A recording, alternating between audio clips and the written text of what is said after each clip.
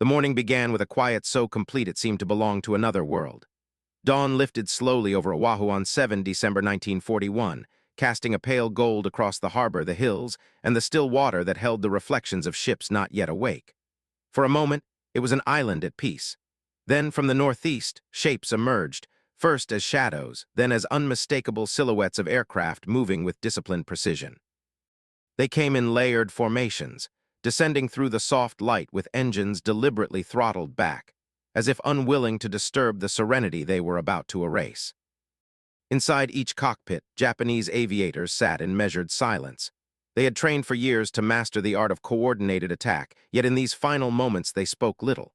The weight of the mission pressed upon them like an unwritten oath, to strike without warning, to reshape a balance of power they believed unsustainable. No voices rose above the hum of engines. No bravado cut through the tension.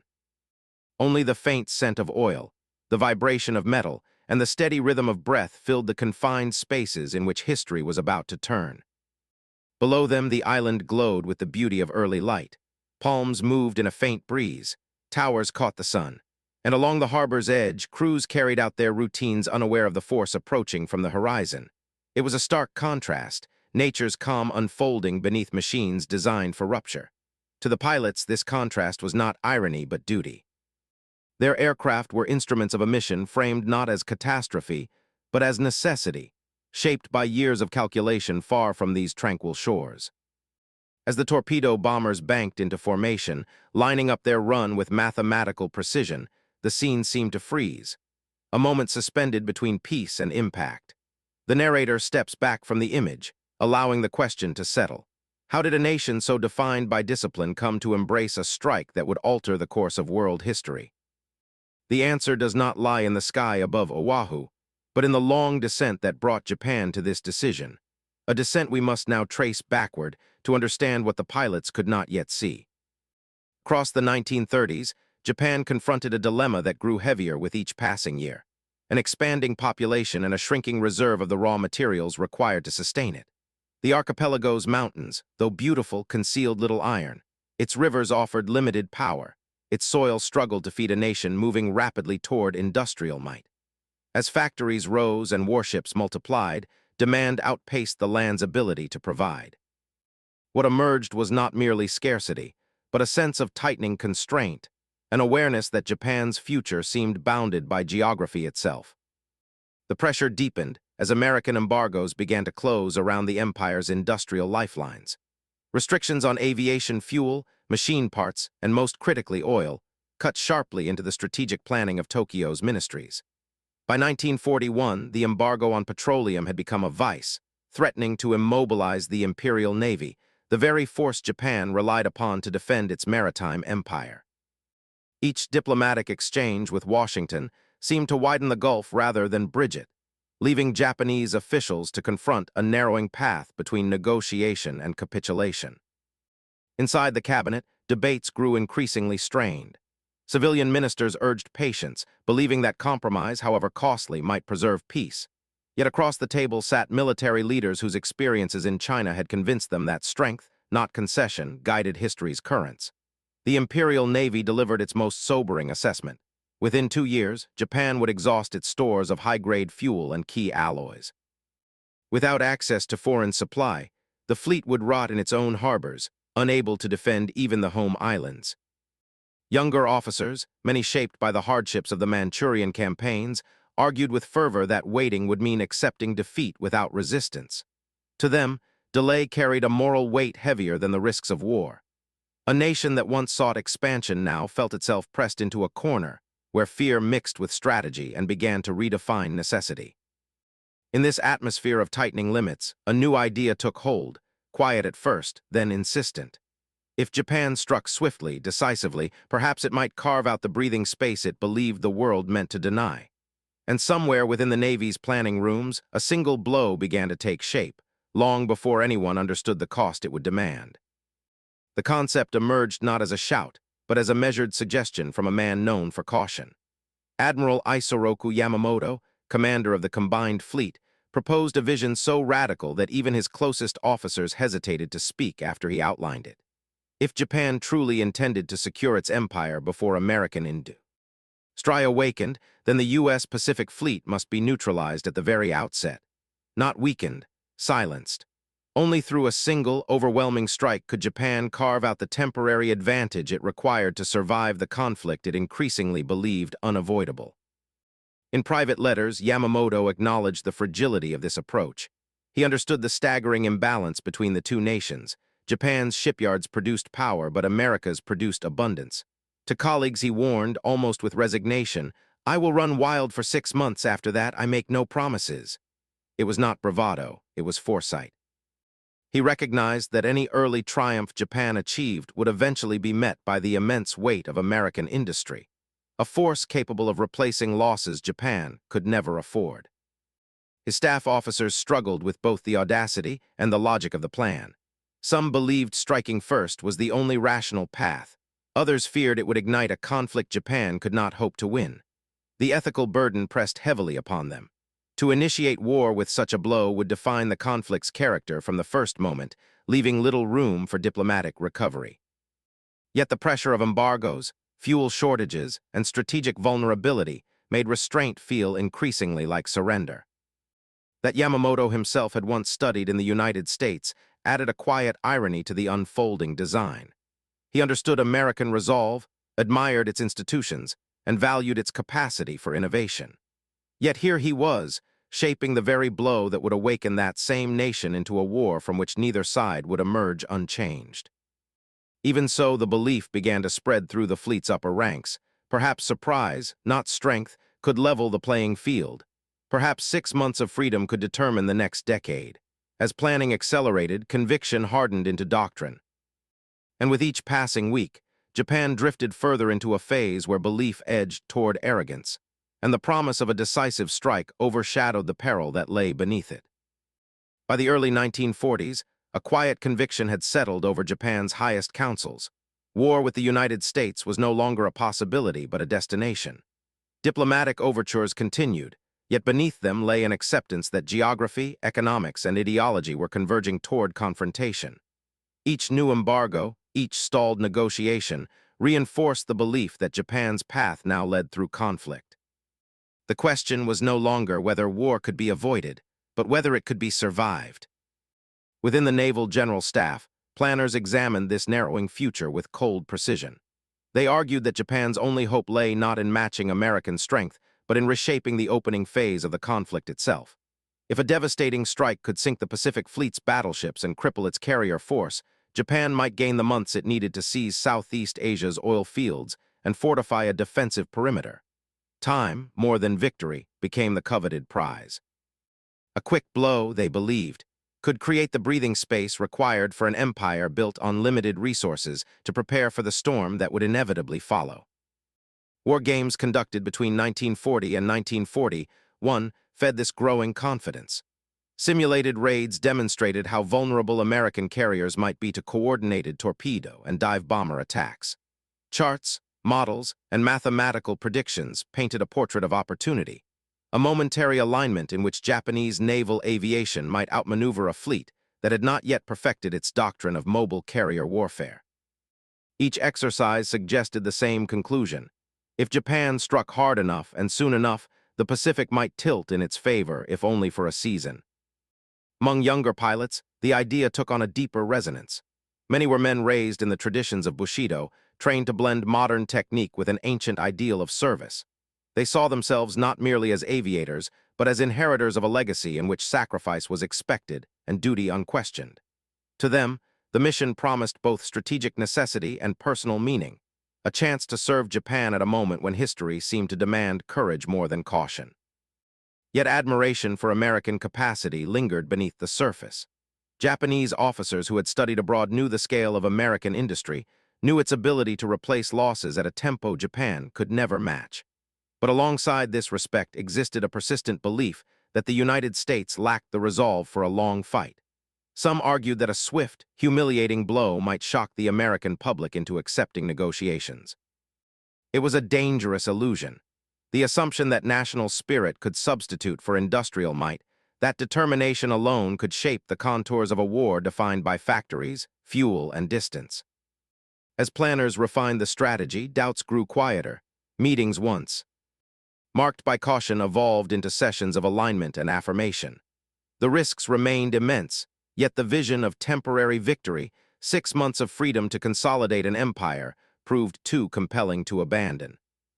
And so the plan gathered speed, carried forward by confidence, urgency, and a belief that surprise could rewrite the balance of the Pacific, even as shadows of its consequences stretched further than anyone allowed themselves to admit.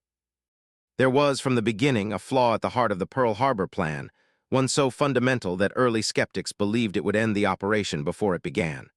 The harbor's waters were too shallow. Standard Type 91 aerial torpedoes, once released, plunged steeply before stabilizing.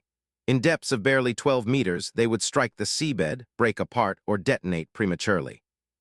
No matter how perfect the formations or how skilled the pilots, torpedoes that could not run true made the entire vision of a decisive opening strike little more than an elegant impossibility. Yet it was precisely this challenge that ignited one of the operation's most significant innovations.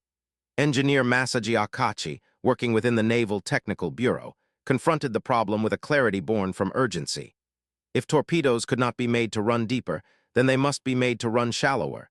So shallow, in fact, that they would remain just beneath the surface from the moment they struck the water.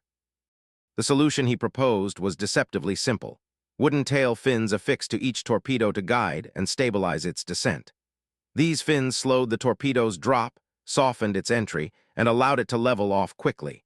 In a harbor where physics seemed to forbid precision, Akachi introduced a method that transformed impossibility into practicality.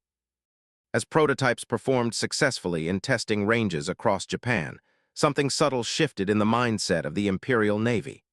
The obstacle that had once threatened the operation now became a symbol of the Navy's belief in its own ingenuity. Officers who had doubted the feasibility of attacking Pearl Harbor began to reconsider.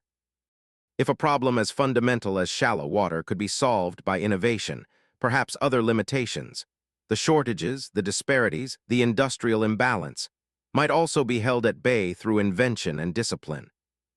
Parallel to these technical breakthroughs, the air arm of the Imperial Navy refined its own methods with relentless precision. Dive bomber crews improved sighting techniques through repetitive practice, learning to calculate angles and release points so instinctively that even the turbulence of steep descent seemed to vanish from their awareness. Torpedo bomber squadrons rehearsed low-level runs at altitudes barely above the water, flying in tight formations that demanded unyielding concentration. Hours of training forged an Air Corps unlike any other in 1941. Disciplined, technically brilliant, and convinced that mastery might substitute for material inferiority. This convergence of innovation and skill created a rising sense of optimism. Wooden fins allowed torpedoes to perform in waters once deemed unusable. Improved optics sharpened accuracy. Pilots matured into specialists who could execute complex maneuvers with near-mechanical precision. The operation, once a daring proposal, now felt increasingly attainable. Each improvement, each solved problem, reinforced the belief that Japan could bend constraints to its will. Yet beneath this confidence lay a deeper shift. The mission was no longer simply a theoretical option, it was becoming a strategic necessity. Every day under embargo drained Japan's fuel stocks. Every delay narrowed the margin for success. The decisive strike was no longer a bold idea, it was the only idea left.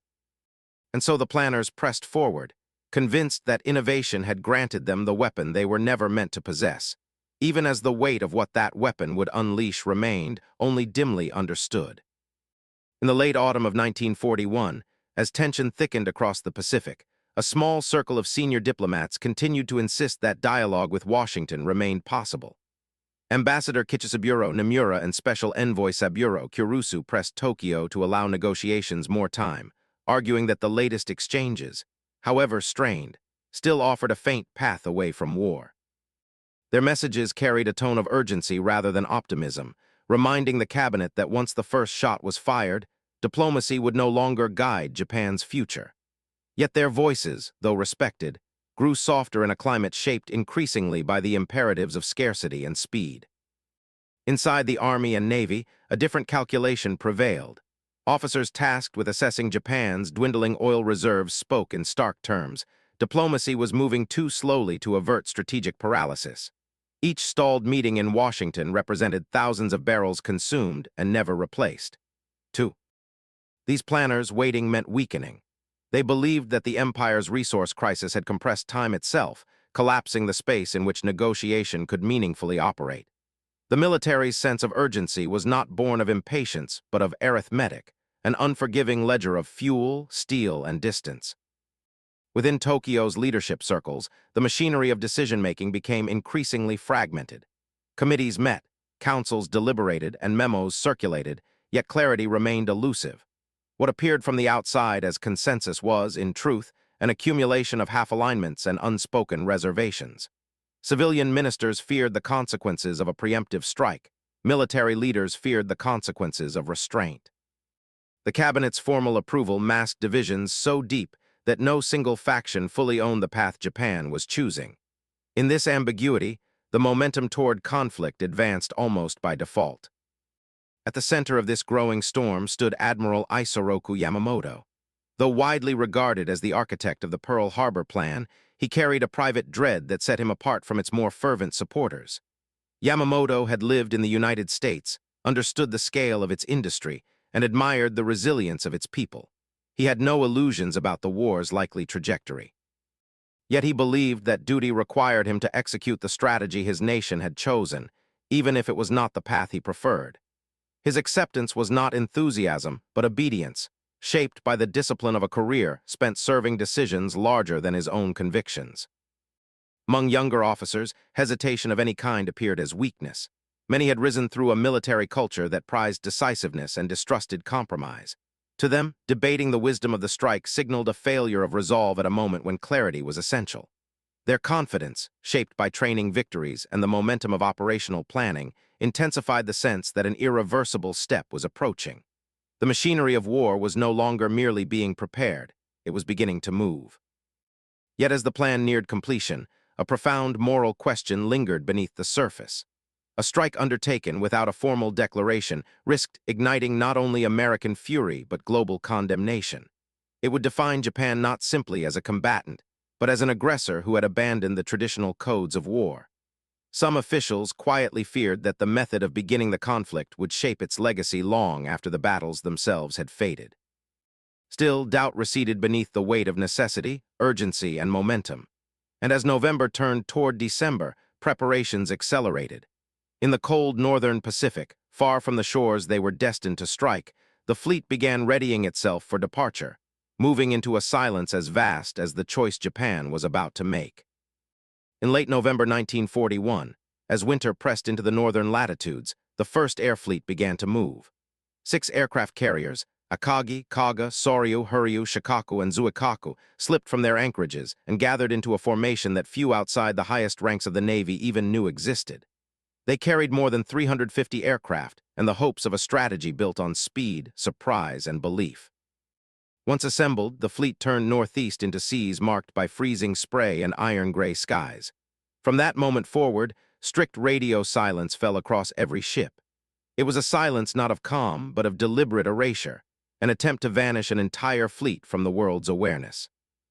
Life aboard these ships unfolded in a cold that cut through coats and canvas. Steel decks frosted overnight, and wind tore across the bows with a ferocity that made each watch a test of endurance. Below, engines throbbed steadily as the carriers traced a wide arc toward Hawaii, far from shipping lanes and far from any chance of detection. The crews felt the isolation as a physical weight. They were no longer part of Japan's familiar coasts and harbors. They were a solitary spearpoint moving through the emptiness of the Pacific, unseen and unheard. For the pilots, the voyage became a period of compressed preparation. In hangars crowded with aircraft and smelling of fuel and lubricant, they rehearsed attack sequences with meticulous repetition. Chalk lines on the floor marked approach angles. Models of battleships and hangars were studied as though they were living maps. By dim light, aviators traced routes across small, well-worn charts. The approaches to Pearl Harbor, the expected positions of battleships, the altitude at which torpedo bombers must skim the surface. These exercises were both training and ritual, reinforcing a plan that had to unfold with near mathematical precision if it was to succeed. The challenge of coordinating 6 carriers soon revealed its enormity. Japan had never before assembled such a force, much less maneuvered it across thousands of miles of open ocean while maintaining perfect secrecy. Each ship had to match speed, course, and timing with an exactness that left no room for miscalculation. A single failure, an engine breakdown, a storm, an accidental radio transmission, could expose the entire fleet. Officers paced their bridges with quiet intensity, aware that the most ambitious naval air operation in Japan's history was still vulnerable to the smallest error. As the voyage continued, the abstract gamble that had filled meeting rooms in Tokyo now settled onto the men tasked with carrying it out. The risks were no longer theoretical. Should the attack fail, Japan's remaining oil reserves would not sustain a prolonged war. Should the fleet be discovered, its destruction would end the conflict before it fully began. Every degree of course and every hour of weather shifted the balance between success and catastrophe. In their narrow cabins, some pilots wrote letters before sleep. They wrote to wives and parents, to brothers serving elsewhere, to children too young to understand the meaning of duty or honor. These letters carried no details of the mission. Secrecy forbade it. Instead, they held quiet reflections, the gratitude of a son, the pride of a father, the unease of a man who understood he might not return. Many folded their letters neatly and marked them for delivery only, if necessary, placing them among belongings they hoped would outlive the voyage. Yet even as private doubts surfaced in the solitude of night, the collective focus sharpened. The closer they came to Hawaii, the more clearly each man understood his place in the operation. The roar of engines during daily readiness drills seemed to steady nerves rather than fray them. The fleet pressed on through cold fronts and heavy seas, tightening its formation as the miles to Oahu diminished. By the final days of the approach, the carriers moved like a single machine, silent, disciplined, and fully committed. Whatever uncertainty remained now served only to heighten concentration. Each man knew he stood on the edge of an act that would reshape the Pacific. And as the horizon began to warm with the latitudes of Hawaii still unseen, the crews felt the air shift, not yet toward battle, but toward the moment when preparation would give way to irrevocable action. As the first air fleet pressed deeper into the Pacific, the architecture of the attack settled into its final form. Every movement, every altitude, every minute had been shaped, revised, and then shaped again. Torpedo bombers would strike first, threading between masts and shorelines to cripple the battleships at their moorings. Dive bombers would follow, plunging steeply from the sky to shatter decks and ignite fuel stores.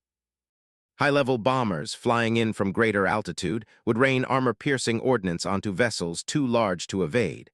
It was an arrangement of roles that required flawless timing. A single delay could unravel the sequence, turning precision into chaos. Yet even the best plans could not account for the weather.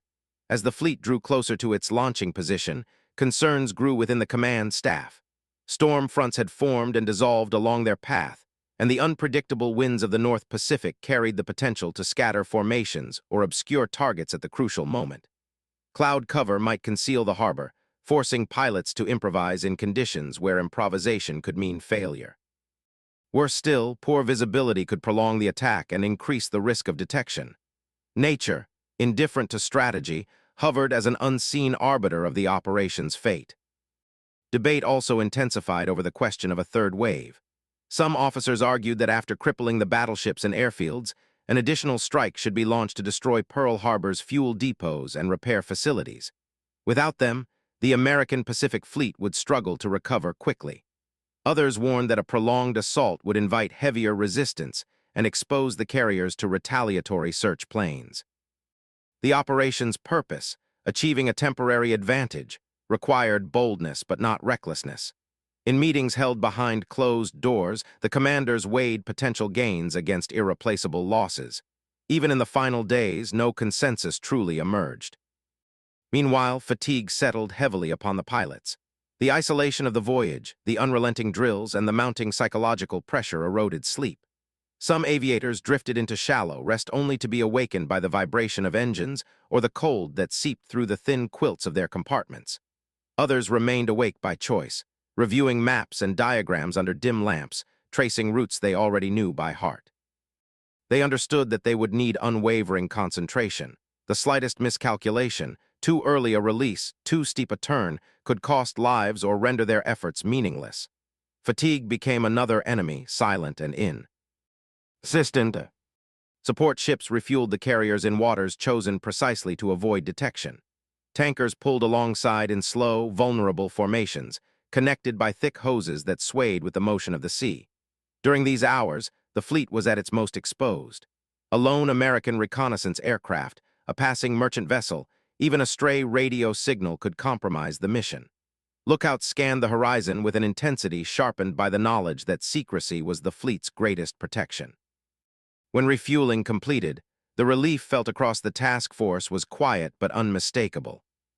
On the eve of the attack, the final briefing gathered pilots, navigators, and squadron leaders into narrow compartments lit by a single lamp.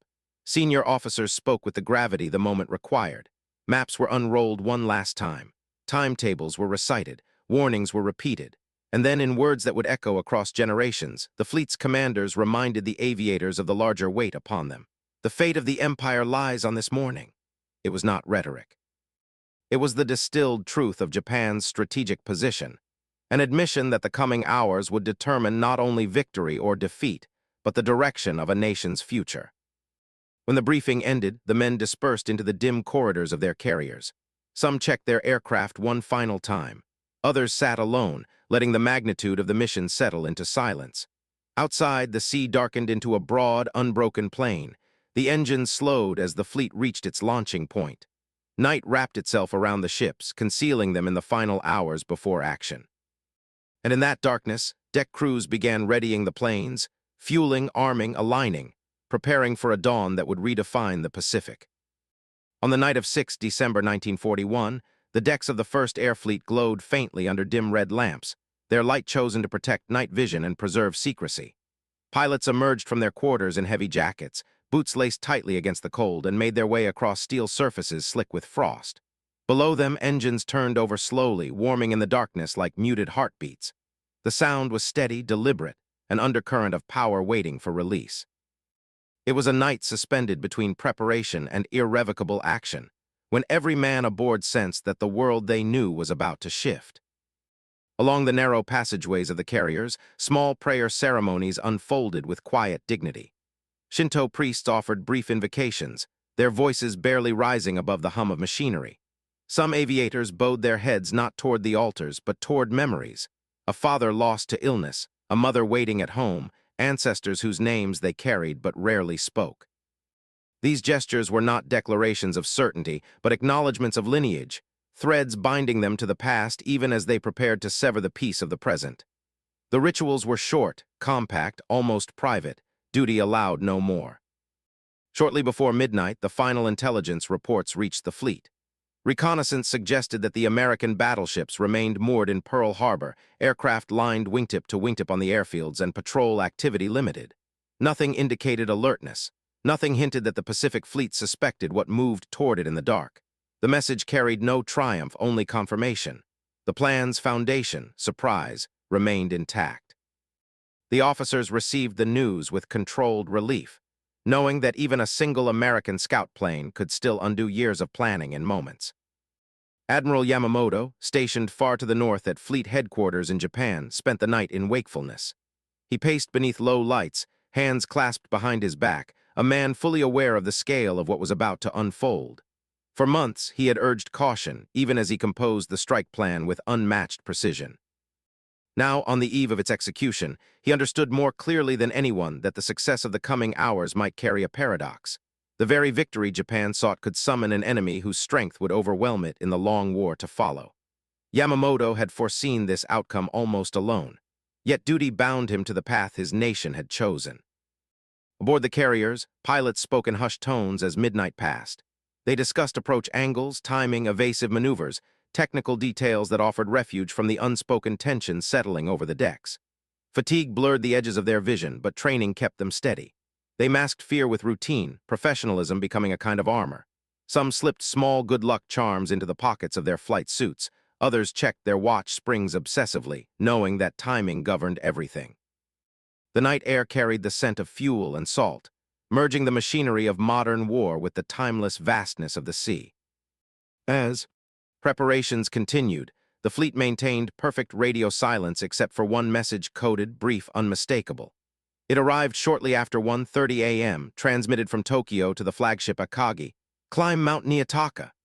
The phrase was the final authorization, the signal that diplomatic efforts had closed without resolution, and that the strike would proceed at dawn. The words moved across the fleet like a slow ripple, reaching pilots, mechanics, navigators, and commanders alike. Conversations fell short. The meaning required no further explanation. History had pivoted.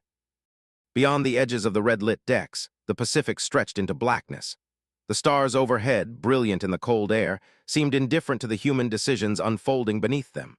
On each carrier, bombs waited, fuel lines thickened with winter temperatures, and aircraft sat ready in the shadows, rows of machines about to define the next chapter of the century.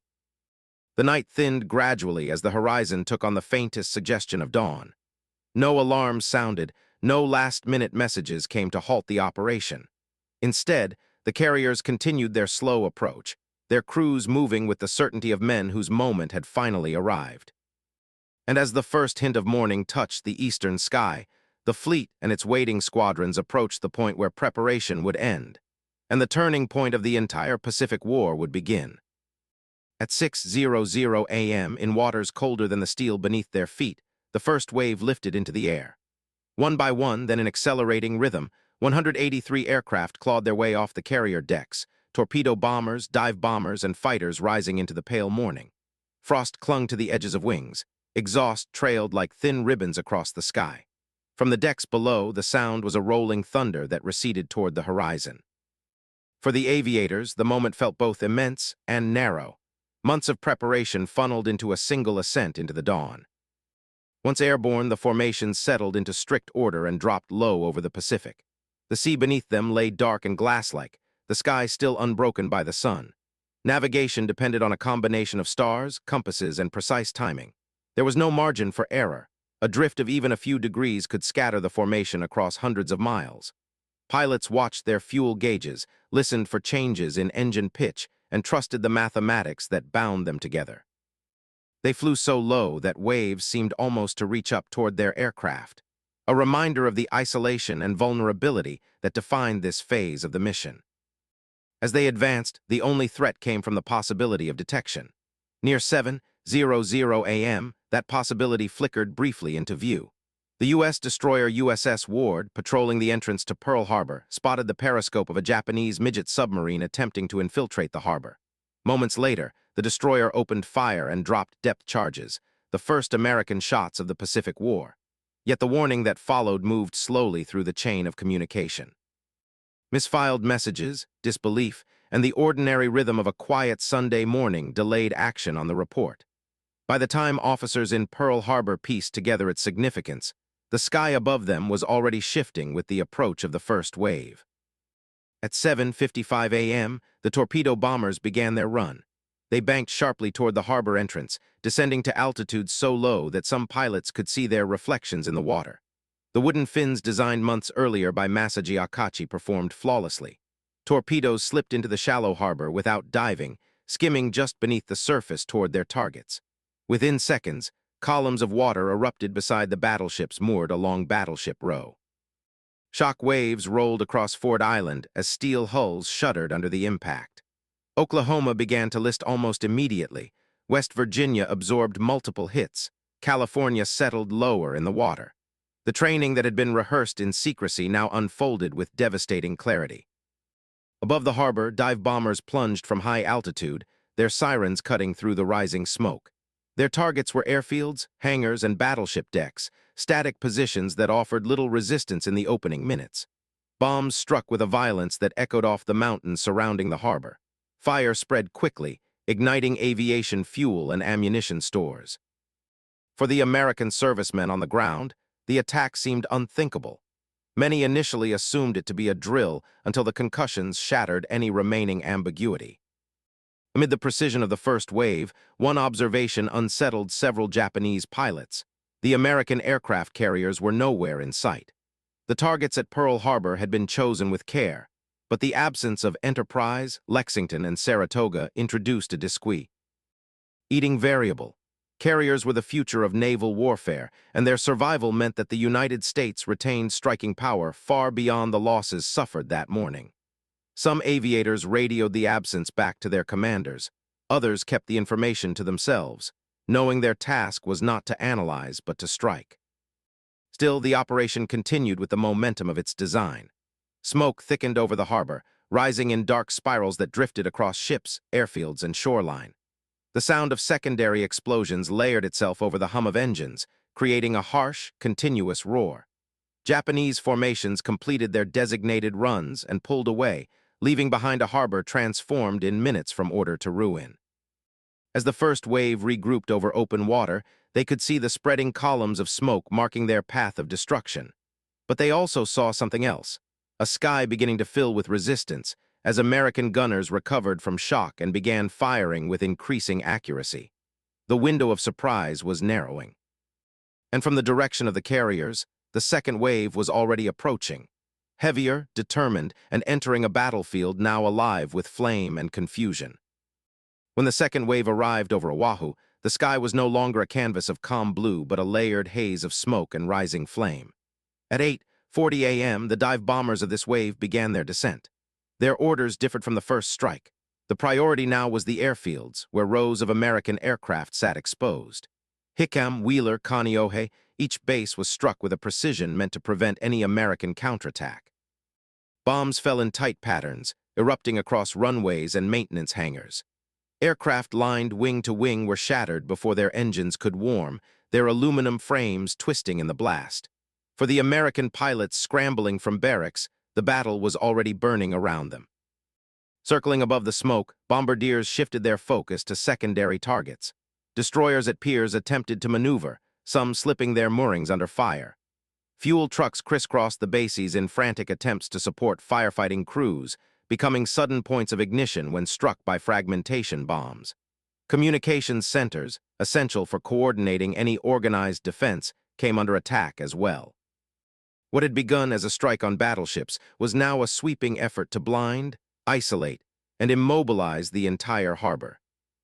Yet as the air thickened with flak, Japanese formation discipline began to fragment. The first wave had met limited resistance, but by the time the second arrived, American gunners had regained their footing. Anti-aircraft fire rose in defiant arcs, filling the air with explosions that tore open the neat geometry of the attackers' formations. Pilots who had trained for years in coordinated maneuvers now found themselves forced to improvise, dodging bursts, adjusting angles, and sometimes breaking rank to avoid collision. The mission's symmetry, so carefully crafted, began to unravel under the pressure of a harbor now fully awake.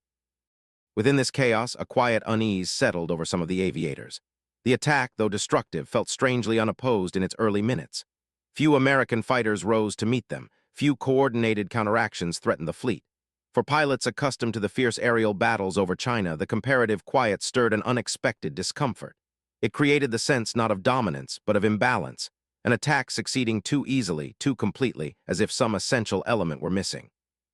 Many did not know what that element was. Others had noticed during the first wave, the carriers were gone. Among the observers and commanders was Mitsuo Fuchida, who had directed the first wave and now flew above the battlefield assessing damage. From his vantage point, he saw that the battleships lay burning or sinking, the airfields were crippled, and the American response remained fragmented. He recognized the opportunity still before them, the massive fuel reserves stored in above-ground tanks, and the repair facilities capable of restoring even devastated ships. Destroying these would render Pearl Harbor ineffective for months, perhaps longer. Fuchida sent a recommendation to launch a third strike, urging the fleet to seize the moment while American defenses were still disordered. But hesitation took hold among the commanders aboard the carriers. The element of surprise was gone. The second wave had already encountered fierce resistance. Fuel and munitions were finite, and no one could guarantee safe recovery of a third strike. More troubling were the losses already mounting. Several of Japan's most skilled pilots had been shot down, men whose experience could not be quickly replaced.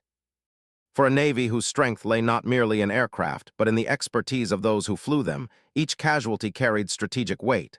The sea. Cost of success was becoming visible in the empty seats of returning formations. As aircraft from the second wave regrouped and turned toward the north, the scene below still roared with fire and devastation. Smoke columns drifted over the harbor like dark pillars rising into the late morning sky. The Japanese pilots, many exhausted and shaken, did not know whether the attack had achieved its long-term purpose. They only knew that their part was done, and that the fleet awaited them far beyond the horizon. On the carriers, recovery crews readied arresting wires and signaling flags. Fuchida, returning to Akagi, repeated his opinion: a third strike was necessary. But the commanders, weighing fuel, losses, and the risk of retaliatory discovery, declined. The fleet would withdraw. And so the first air fleet turned homeward, engines humming toward the distant Pacific, confident in the destruction they had wrought, but unaware that the very targets left untouched would shape a strategic disaster far larger than the triumph they believed they had secured that morning. As the first air fleet withdrew into the widening distance of the Pacific, the mood aboard the carriers shifted from tension to a brief, almost fragile elation. Radio intercepts confirmed the scale of destruction: battleships sunk or burning, airfields shattered, and the harbor left in disarray. Sailors gathered in small clusters on the hangar decks, exchanging quiet congratulations. For the moment, it appeared that the gamble had succeeded. The tactical execution, months of planning condensed into minutes, had produced results few had dared to imagine so completely. Aboard Akagi, the flagship, the initial reports reached Admiral Nagumo and rippled outward through the fleet. Message after message repeated the same phrase: major success. Charts were annotated, damage tallies updated, and victory seemed to settle over the task force like a warming breeze after a long winter. The officers knew they had struck a blow that would echo far beyond Hawaii. Yet as the confirmation reports solidified, another detail emerged with equal clarity. None of the American carriers had been present. Enterprise, Lexington, Saratoga, the core of U.S. naval aviation, remained unscathed somewhere across the vast ocean. It was this detail that reached Yamamoto with unnerving weight. Stationed hundreds of miles away at his headquarters, he received the operational summary in a quiet room lit by a single lamp. The destruction of the battleships brought no visible smile, no expression of triumph. Instead, he read each line with the solemnity of a man measuring more than the day's events. When at last he set the papers aside, he spoke the words that would reverberate through history. "I fear all we have done is to awaken a sleeping giant and fill him with a terrible resolve." Whether the exact phrasing would later be polished by memory mattered little. What mattered was the sentiment, his certainty that today's victory contained the seed of tomorrow's defeat. As the fleet continued its return voyage, that sentiment spread quietly among the senior officers. Discussions began cautiously in wardrooms and chart rooms. How long could Japan sustain a conflict against a nation with immense industrial reserves, untouched carrier forces, and a population soon to be united by shock and anger? Some argued that Japan's early successes across Asia might offset America's reaction. Others, more sober, noted that a mobilized United States possessed capacities beyond comparison. For the first time, the possibility that the war would extend far beyond 6 months became a subject of whispered concern. Among the pilots, the journey home carried a different emotional weight. The exhilaration of survival faded into the sorrow of absence. Empty seats in ready rooms, bunks left unclaimed, flight logs abruptly ending after the date of the attack, each absence reminded them that victory had demanded a price Japan could ill afford.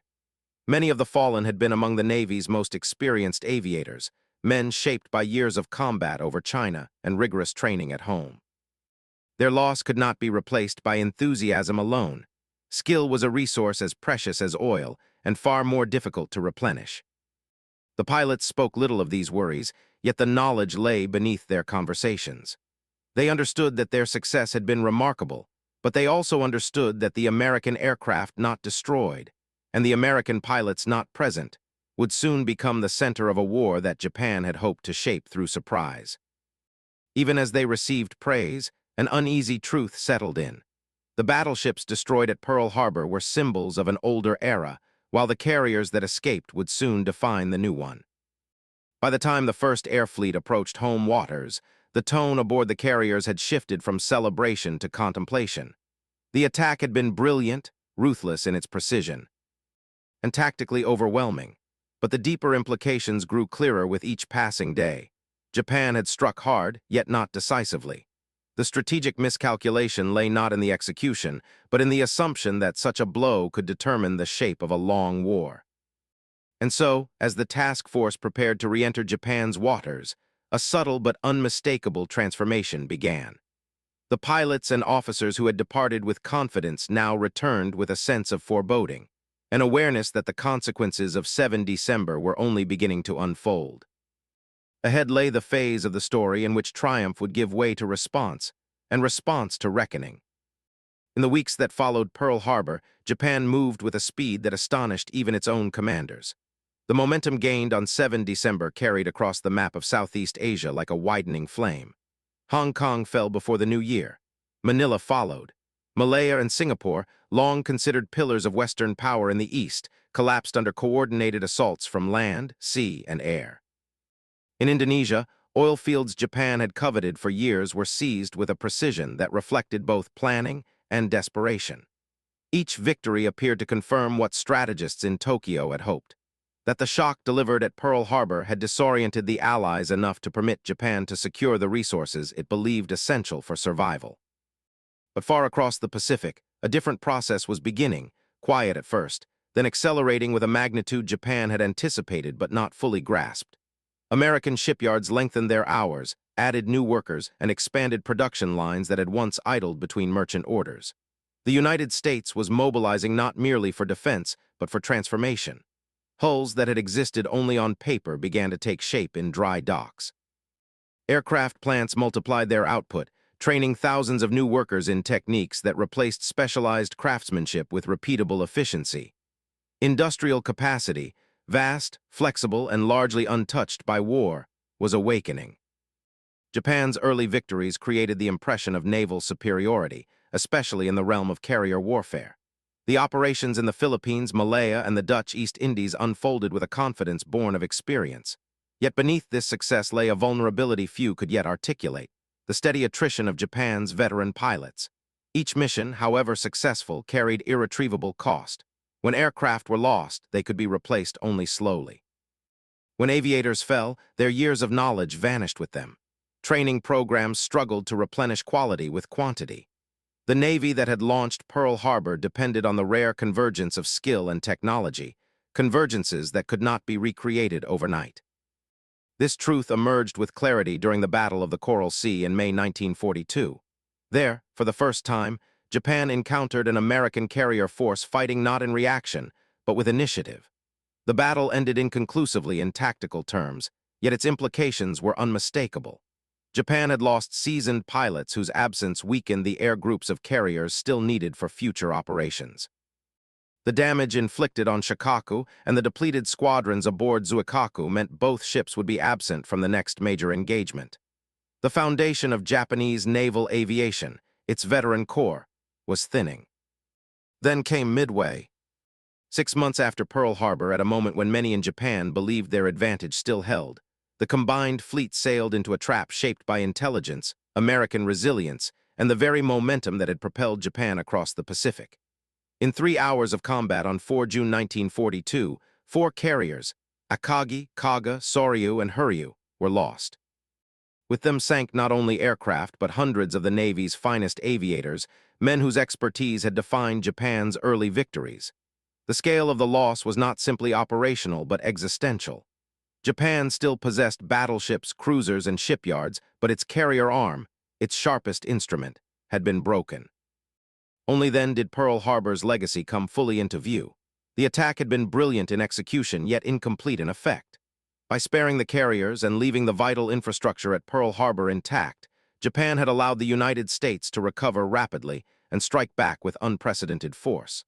The very success of the attack had encouraged Japan to overextend, believing its 6 months of freedom would be enough to secure a defensive perimeter. Instead, that period became the runway for American mobilization, and the countdown to a reversal Japan could neither prevent nor repair. As the fires of Midway dimmed, a deeper understanding began to take shape. The victories that had once seemed to secure Japan's future now appeared as preludes to the reckoning ahead. And in this realization, the story turned from the clash of fleets to the moral weight of choices made, choices that would echo far beyond the war itself. In the months after Midway, as the tide of war shifted irrevocably, senior officers within the Imperial Navy began to confront a truth too easily obscured in the glow of early victories. A single morning in Hawaii had altered the Empire's fate far more profoundly than anyone had understood at the time. The attack on Pearl Harbor, conceived as a prelude to freedom of action, now appeared as the hinge upon which the war, and Japan's future had turned. What had seemed an act of strategic brilliance revealed its deeper nature as a catalyst for consequences neither planners nor pilots had foreseen. In naval academies and staff rooms, analysts revisited the decisions that led to the strike. Papers circulated quietly, many unsigned, asking whether diplomacy, however strained, might have preserved Japan's strength longer than the gamble of sudden war. Some pointed to the oil reserves secured in Southeast Asia and wondered if a defensive posture might have bought Japan time without provoking the United States into full-scale mobilization. Others countered that the embargo made conflict inevitable. The debates were not attempts to rewrite the past, but to understand how a nation convinced of its limited options had chosen the narrowest path possible. As this reflection deepened, families across Japan received letters written in the final nights before the attack. They arrived months late, carried by channels that had outpaced the contours of war. These messages were not celebrations of impending glory. They were notes of gratitude, confessions of uncertainty, affirmations of duty written with the quiet restraint that characterized the aviators who had launched into the dawn on 7 December. Mothers unfolded paper creased by salt air, wives read lines that spoke not of triumph but of obligation. In these letters, the pilots seemed to understand something the nation had not. That courage could accompany doubt, and that service did not erase the weight of consequence. Diplomats who had labored to maintain communication with Washington reflected with particular sorrow on the final hours before the attack. Japan's last message, intended to signal the end of negotiations before hostilities commenced, arrived late, delayed by bureaucratic inefficiency at the embassy. The result was a strike perceived not merely as a military act, but as a betrayal. This failure of timing shaped global perception with enduring force. What might have been seen as a calculated first blow became, in the eyes of the world, evidence of duplicity. Diplomats carried that burden long after the war ended, aware that the tragedy contained not only violence but avoidable misunderstanding. Historians, looking back with the wide lens of decades, traced the origins of Japan's choice. They saw a nation driven by resource scarcity, population pressure, and the belief that time was working against it. They documented how fear, of isolation, of decline, of strategic suffocation, had compressed political debate until only the most drastic options remained. The path from national anxiety to national disaster appeared not as a single decision, but as a chain of moments in which alternatives narrowed until action felt inevitable. What Pearl Harbor revealed, in hindsight, was how even disciplined nations could misread the currents of power when guided by urgency rather than foresight. As the war progressed and Japan faced mounting losses, admiration for its discipline and early precision transformed into recognition of the strategic blindness that had underpinned them. The nation had produced pilots of extraordinary skill, engineers capable of remarkable innovation, and sailors who demonstrated unwavering resolve. Yet these strengths masked a deeper vulnerability, the belief that spirit and surprise could compensate for industrial disparity, that courage might outpace capacity. Pearl Harbor had embodied that belief, midway exposed its limits. And so, as officers, diplomats, families, and scholars reflected on the course of events, a somber consensus began to emerge. The morning that had once been hailed as a triumph had instead opened a door through which consequences far larger than intention would enter. Ahead lay the final reckoning, not of strategy or tactics, but of meaning. In the years after the war, as Japan rebuilt from ashes into a society determined to redefine itself, the memory of Pearl Harbor lingered, not as a moment of triumph, but as a turning point that had set the Pacific ablaze. The ruins of Tokyo, Yokohama, and Osaka were reminders that the conflict ignited on 7 December 1940, one had ultimately swept back across the empire with a force greater than any admiral had imagined. Yet amidst the reconstruction, a quieter reflection emerged, an acknowledgement that understanding the past was essential to building a different future. Former aviators, many now older than the officers who once commanded them, spoke of Pearl Harbor with a mixture of pride and sorrow. They remembered the discipline, the training, the precision with which they had launched into the morning sky. They also remembered the cost, the loss of comrades, the realization that early victories had been purchased with expertise Japan could never replace. For them, the attack was both an accomplishment of skill and a burden of consequence. Their reflections did not seek absolution, they sought clarity. They understood that history rarely divides itself cleanly between victory and regret. More often, it blends both into a legacy that must be carried. As decades passed, historians and military scholars began to reframe Pearl Harbor not as a symbol of Japanese daring, but as a cautionary study in strategic imbalance.